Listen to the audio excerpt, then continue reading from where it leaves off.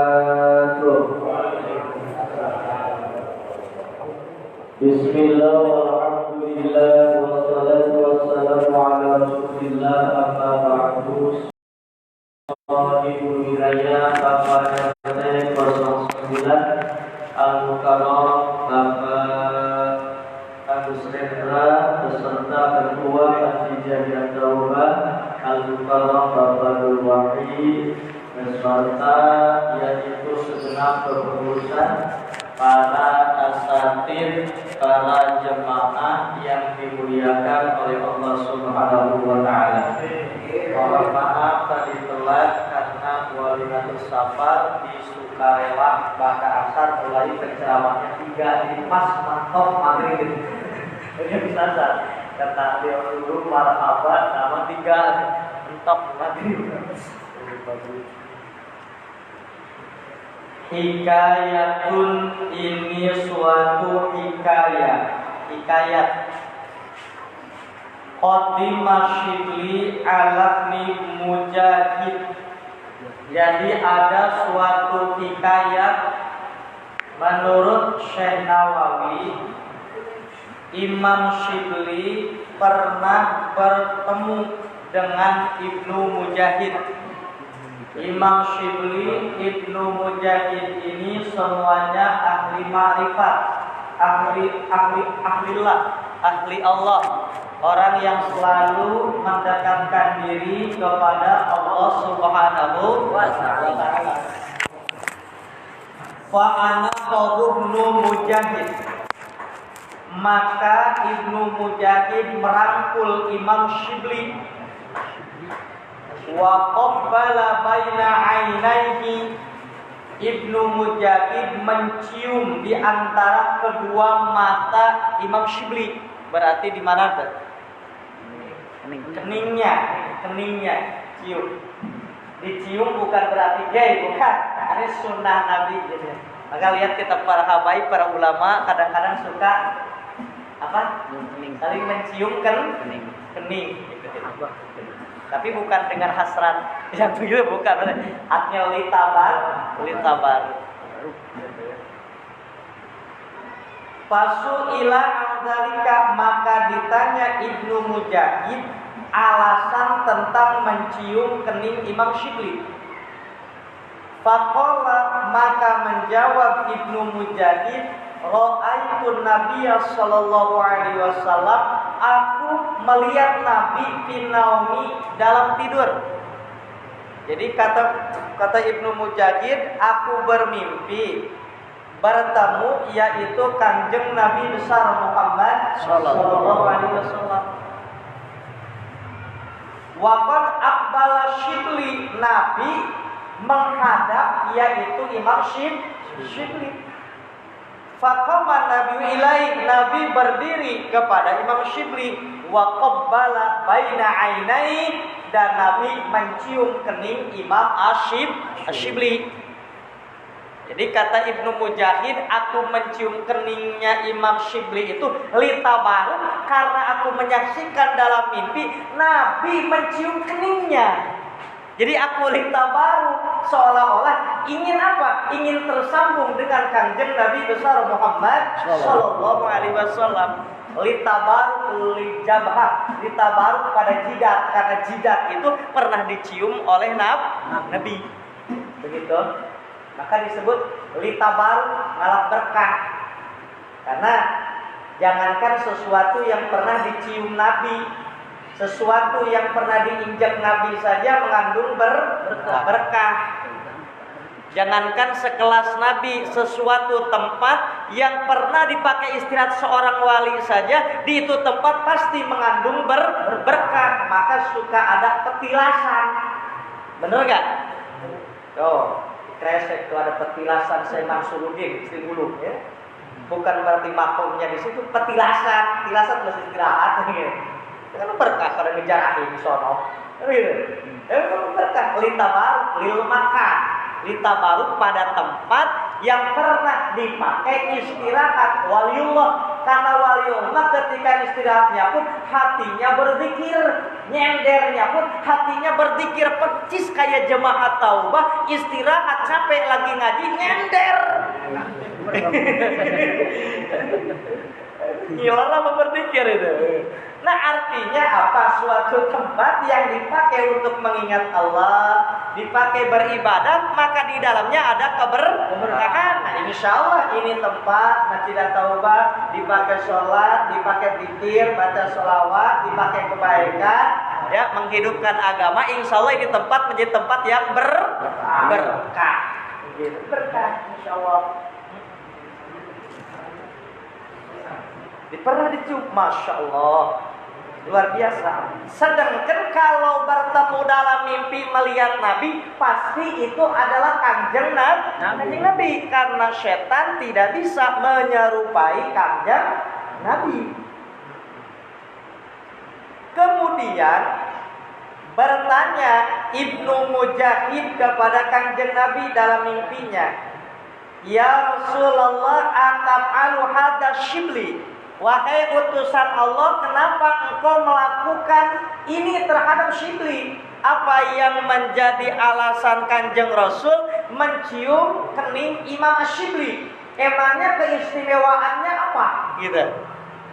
Kemudian kanjeng Rasul menjawab, kata Syekh Nawawi, qala na'am innahu lam yusalli fardhatan illa wa huwa yaqra'u khalfaha laqad ja'akum rasulun min anfusikum azizun 'alaihi ma anitum harisun 'alaikum bil mu'minina raufur rahim fa in tawallaw faqul hasbiyallah la ilaha illa huwa 'alaihi tawakkaltu wa huwa rabbul 'arsyil 'azim sallallahu 'alaika ya Muhammad. Artinya begini, aku mencium keningnya Imam Ash-Shibli, aku cinta kepada Ash-Shibli. Kenapa? Karena tidaklah Ash-Shibli sholat 5 waktu kecuali setiap habis sholat istiqomah membaca ayat laqad ja'akum rasulun min anfusikum azizun 'alaikum bil mu'minina raufur rahim fa in tawallaw faqul hasbiyallahu la ilaha illa huwa 'alaihi tawakkaltu wa huwa rabbul arsyil azim. Kemudian sallallahu alaika ya Muhammad. Jadi habis sholat selalu baca itu, sehingga mendapat kecintaan daripada kanjeng Nabi besar Muhammad sallallahu alaihi wasallam. Nah, makanya oleh ulama salafus saleh, apalagi di pesantren-pesantren, biasanya habis sholat suka baca itu. Tujuannya litabaruk kepada Imam Shibli. Imam Shibli baca itu keningnya dicium oleh baginda Rasulullah. Mudah-mudahan kita mendapat syafaat dari kanjeng Nabi besar Muhammad sallallahu alaihi wasallam. Itu katanya. Kalau ingin ketemu Nabi, salah satunya kalau ingin ketemu Nabi, kalau ingin dicintai oleh Nabi, salah satu caranya habis sholat baca ayat Nabi minimal satu kali dengan ditanamkan rasa kecintaan kepada kanjeng Nabi besar Muhammad sallallahu alaihi wasallam. Hafal nggak ayatnya itu? Hafal nggak? Laqad ja'akum laqad ja'akum rasulun min anfusikum azizun 'alaihi ma anittum harisun 'alaikum bil mu'minina raufur rahim. Fa in tawallaw hasbiyallahu la ilaha illa huwa 'alaihi tawakkaltu wa huwa rabbul 'arsyil 'azim. Sallallahu 'alaika ya Muhammad. Itu dalam surat At-Taubah kalau nggak salah. Akhir-akhir At-Taubah ya. Itu hafalin tuh, hafalin dua ayat tuh. Hafalin ayat-ayat itu. Habis itu sallallahu alaika ya Muhammad. Kalau kita baca habis sholat, mudah-mudahan kita mendapatkan cinta yang bagian dari Nabi besar Muhammad sallallahu alaihi wasallam.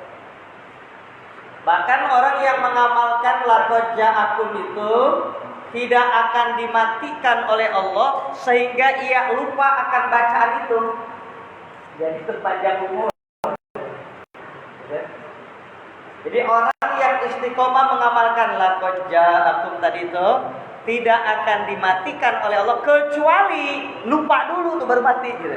Semasi dia ingat baca itu, malaikat Israil enggak berani dekat. Tapi ya kalau udah datang kematiannya pasti lupa lah. Makanya laqad ja itu pun dikatakan ayat keselamatan. Makanya kalau Bapak minta benar selamat ke kiai, ada yang ngasih laqad ja. Karena dalilnya tadi, orang yang mengamalkan laqad ja tidak akan dimatikan kecuali akan dilupakan terhadap ayatnya itu. Tapi kita mah bukan masalah itunya. Yang penting litabaruk pada Imam Asyibli, kita pengen yaitu berjumpa dengan kanjeng Nabi besar Muhammad sallallahu alaihi wasallam. Syukur-syukur kita dirangkul dan dicium oleh baginda Nabi besar Muhammad sallallahu alaihi wasallam. Masyaallah. Hajar Aswad mulia karena pernah dicium oleh baginda Rasulullah. Hajar Aswad mulia, batu jadi mulia karena pernah dicium oleh kanjeng Nabi. Orang berebut nyium Hajar Aswad itu litabaruk karena bibir kanjeng Nabi pernah menciumnya. Imam Syibli mah jidatnya bayangin langsung. Imam Syibli mah jidatnya berkah ngapalin laqad ja'akum rasulun min anfusikum azizun 'alaihi ma anittum harisun 'alaikum bil mu'minina raufur rahim fa in tawallaw faqul hasbiyallahu la ilaha illa huwa 'alaihi tawakkaltu wa huwa rabbul 'arsyil 'azim sallallahu 'alaika ya Muhammad. Ya.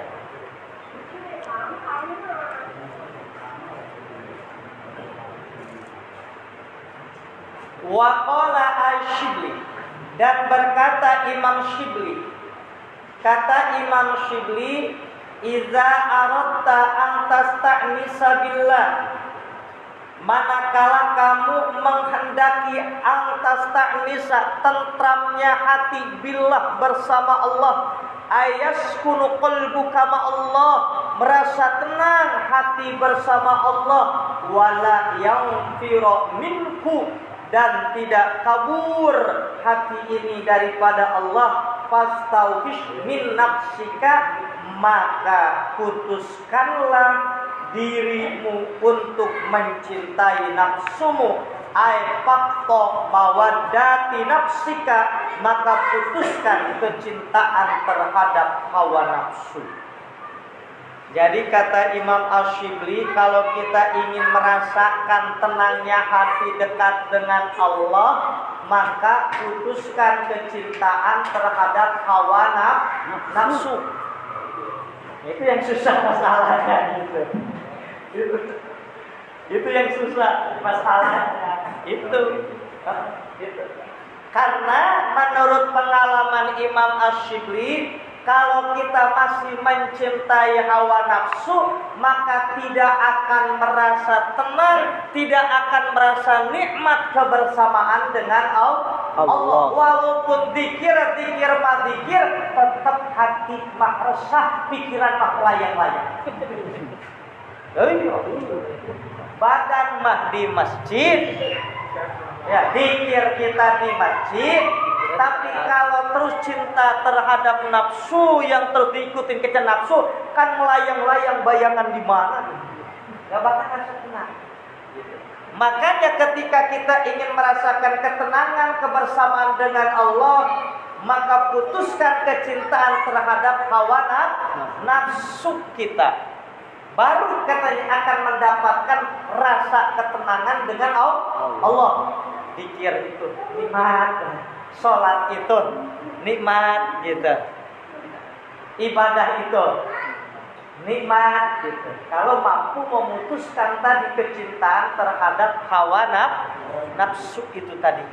Cuman tadi itu yang susah. Ya kalau gampang mah bener semua. Ya kalau gampang mah jadi wali semuanya. Kan Imam Syibli mah wali. Kalau bener mah jadi wali semua.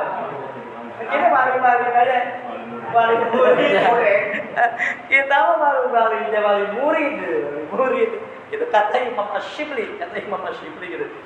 Kalau kita ingin merasakan tentramnya hati bersama Allah, putuskan kecintaan terhadap hawa nafsu. Artinya harus bisa mengendalikan hawa nafsu. Begitu masuk masjid, kendalikan. Nafsu udah jangan. Ini di masjid nih. Konsentrasi, kendalikan, redam. Karena kalau nggak dikendalikan mah itu tadi badan mah di mana? Di masjid, nafsu mah pengennya kemana? Ke warung. Gitu. Apalagi coba di satu sisi ada final sepak bola, di satu sisi jadwal pengajian. Waduh kan itu. Gonjang badan mah kita menghadap ustaz lagi ngaji di masjid. Pikiran mah kan di mana tuh? Wah, apalagi udah ngedenger gol. Wah, kacau itu. Udah kacau. Harus kendalikan. Masya Allah. Itu menurut Imam Ash-Shibli. Su'ila Ash-Shibli ba'da mautihi an halihi fil manam. Ditanya Imam Ash-Shibli setelah meninggalnya dalam hal tidur terimpikan. Faqala, maka berkata Imam Ash-Shibli, Allahu Allah. Ya Abu Bakrin, kata Imam Ash-Shibli, Allah bertanya kepadaku, ya Abu Bakrin, hei Abu Bakar Shibli, kata Allah. Atadri bima ghafartu laka, hei Abu Bakar Ash-Shibli, kamu tahu enggak kenapa aku mengampuni dosa-dosamu? Kata Allah.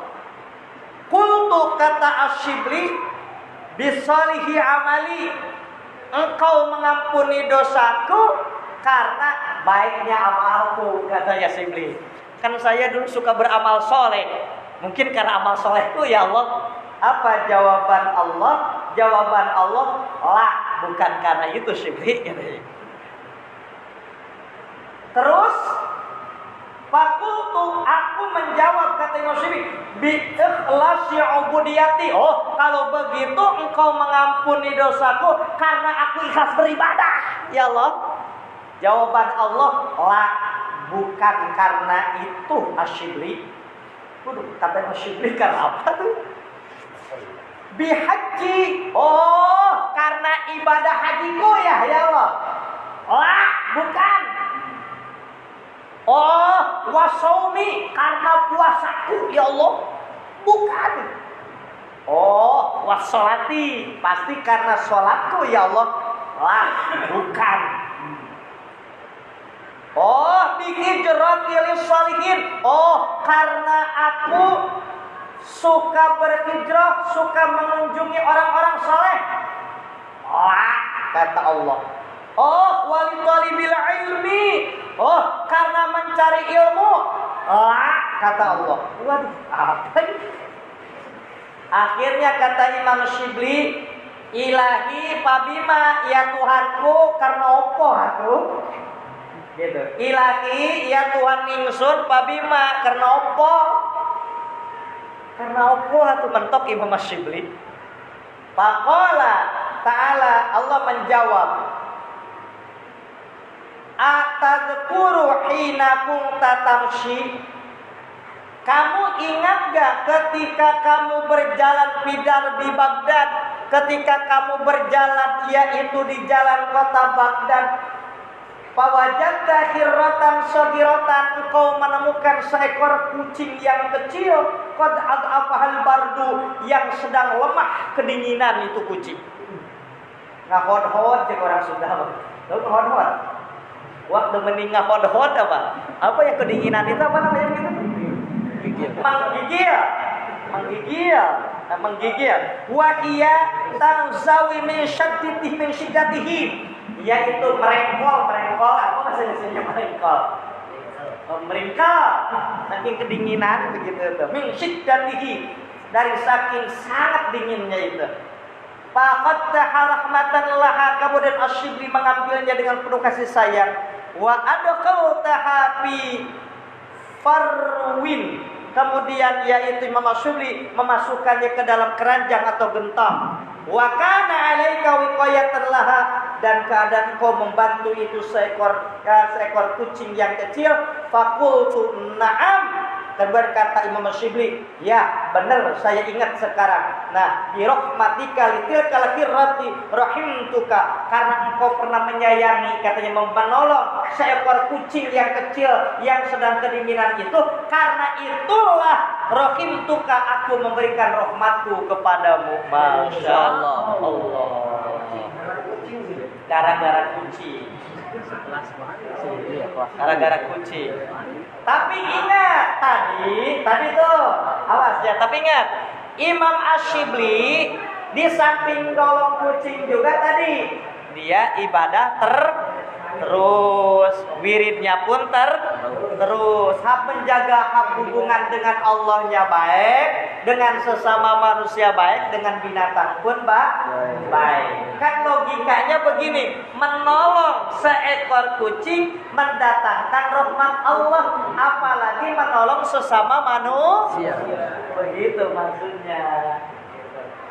Menolong seekor kucing, apalagi menolong sesama manusia. Kucing sedang kedinginan, ditolong mendatangkan rahmat Allah, apalagi manusia sedang kelaparan, dikasih makan, ditolong jadi kenyang, jadi sehat, jadi seger, apalagi mendatangkan rahmat Allah. Seperti orang yang lagi ngaji, lapar perutnya, dikasih singkong untuk menolong gitu. Apalagi menolong orang yang ngaji gitu. Iya, logikanya begitu. Nah, aduh, singkong lagi ya. Artinya itu bagus gitu maksudnya. Logikanya begitu. Jadi jangan polos pemahamannya, mentang-mentang nolong kucing sehingga fokusnya pada kucing aja gitu kan, kayak pengen kayak Imam Shibli. Sedangkan ada manusia yang lapar dibiarkan. Nah, maksudnya begitu. Akhirnya begitu, menolong seekor kucing saja mendatangkan rahmat Allah, apalagi menolong apa tadi? Manusia itu. Itu Imam Ash-Shibli. Masya Allah. Wa qala Ash-Shibli, berkata yaitu Imam Ash-Shibli. Kata Imam Ash-Shibli, "Lau duktum halawatal wuslata ayil qurba ma Allah Ta'ala la arabtum miraratal qat'iyati ay bu'da anhu ta'ala fa innahu adzabun azimun inda ahlillahi ta'ala." Kata Imam Ash-Shibli, "Lau duktum halawatal wuslata," jika kalian semuanya merasakan manisnya wusul. Wusul itu ail qurba ma Allah, merasakan manisnya, lezatnya dekat dengan Allah. La arabtum miratal qat'iyah, maka kalian akan mengetahui bagaimana pahitnya, sakitnya, yaitu berpisah jauh dengan Allah Subhanahu wa ta'ala. Kalau kalian sudah merasakan nikmat kedekatan dengan Allah, maka kalian akan merasakan sakitnya jauh dengan Allah. Ketika kalian, contoh, ketika kita berasa nikmat bersama dengan orang yang kita cintai, maka kita akan merasa sakit hati kalau kita berpisah dengannya. Begitu, kan begitu logikanya. Masih berikan ahli Allah, maka bahasanya satu jangka sekali, sastranya tinggi, gitu. Logikanya begitu. Ketika kita mencintai seseorang, maka ketika dekat dengan orang yang kita cintai, maka di situ kita akan merasakan kenikmatan. Ketika bapak dulu pertama jatuh cinta, bertemu dengan mantan pacarnya, berjumpa di dekat pasar, walaupun hanya waktu itu berpegangan tangan, berasa dunia milik kita berdua, yang lain berasa mampu. Kan begitu. Tetapi ketika cintanya diputuskan, perempuan yang ia cintainya itu kabur, maka kalau sudah diam, maka tidak sedikit yaitu lelaki yang stres. Nah, artinya begitu. Ketika seseorang dia cinta kepada Allah, telah merasakan nikmatnya kebersamaan dengan Allah, maka dia akan merasakan pahitnya jauh dengan Allah Subhanahu wa ta'ala. Maka ahli Allah, orang yang makrifat kepada Allah, dalam hatinya ingin selalu dekat dengan Allah Subhanahu wa ta'ala. Makanya kalau ditawarin ahli Allah, milih dunia, milih Allah, miliknya Allah, walaupun dia harus kehilangan dunia. Kalau kita ditanya milih Allah, milih dunia, Bingung kan kita mah. Dunia kita mau tak kita mah. Iya, dia mana enggak? Dan kita mah dunia gitu. Nah, itulah kita kan kita mah baru wali-wali daya. Kalau Syibli mah kan waliullah tadi beda. Makanya wa kana min du'ai sallallahu dan keadaan doa Nabi, Allahumma rzuqni ladatan nazri ila wajhikal karim wa syauqa ila liqa'ik. Allahumma ya Allah urzuqni, berikan kepada rezeki ladatan nazri ila wajhikal karim, kenikmatan untuk bisa memandang mukamu yang indah, wa syauqa ila liqa'ik, dan rindu ingin berjumpa denganmu. Jadi Nabi maka orang merasakan nikmat bersama dengan Allah, ingin cepat berjumpa dengan Allah, rindu ingin cepat bertemu dengan Allah. Ada enggak bapak-bapak yang ingin cepat berjumpa dengan Allah? Nanti dulu ya, Mas. Nanti dulu. Masya Allah. Aduh, inilah cerita Imam Ash-Shibli, seorang wali Allah yang sudah dekat dengan Allah. Artinya apa? Kalau kita sudah dekat dengan Allah, maka la khaufun alaihim wa lahum yahzanun, maka tidak usah ada perasaan kebimbangan. Ya, yang penting kita adalah mendapatkan ridhonya Allah, karena yang namanya kematian cepat lambat pun setiap manusia pasti akan merasakan kematian. Tapi setidaknya kalau kita manage waktu kita untuk selalu mendekatkan diri pada Allah, mudah-mudahan mati kita mati husnul. Amin ya Allah ya Rabbal alamin. Karena sudah masuk waktu Isya, dicukupkan sekian. Billahi taufiq wal hidayah. Assalamualaikum warahmatullahi wabarakatuh.